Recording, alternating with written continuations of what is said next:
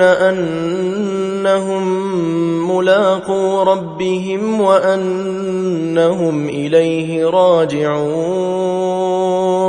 يا بني إسرائيل اذكروا نعمتي التي أنعمت عليكم وأني فضلتكم على العالمين واتقوا يوما لا تجزي نفس عن نفس شيئا ولا يقبل منها شفاعة ولا يؤخذ منها عدل ولا هم ينصرون وإذ نجيناكم من آل فرعون يسومونكم سوء العذاب يذبحون أبناءكم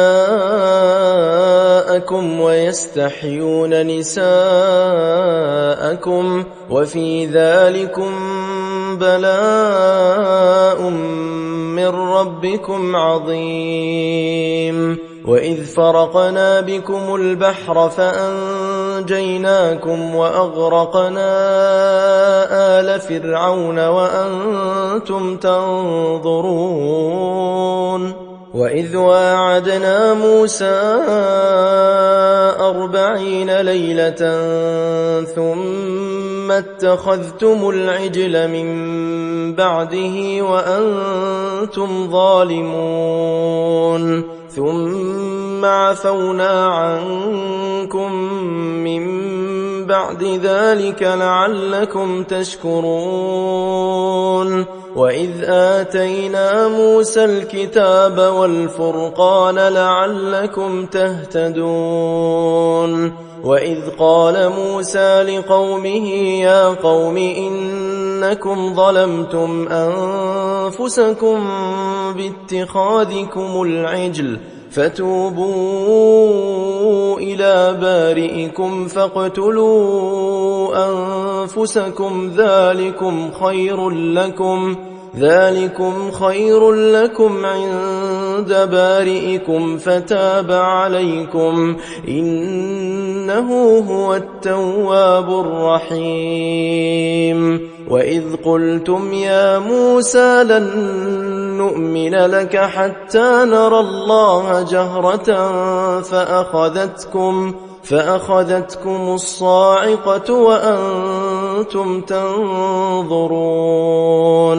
ثم بعثناكم من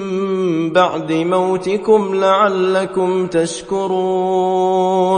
وظللنا عليكم الغمام وأنزلنا عليكم المن والسلوى كلوا من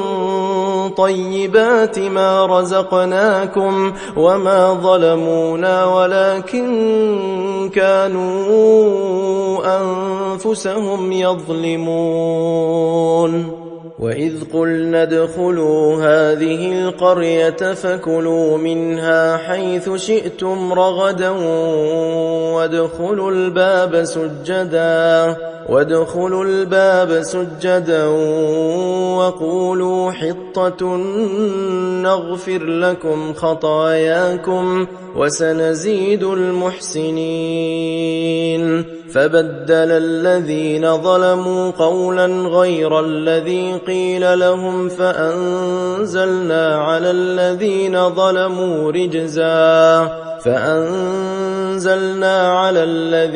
ظلموا رجزا من السماء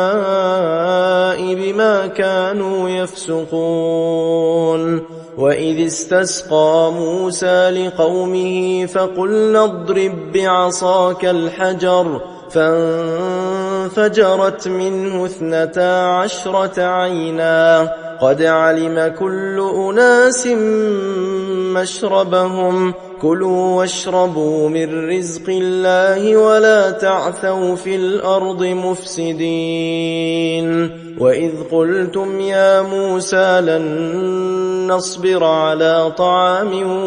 واحد فادع لنا ربك يخرج لنا مما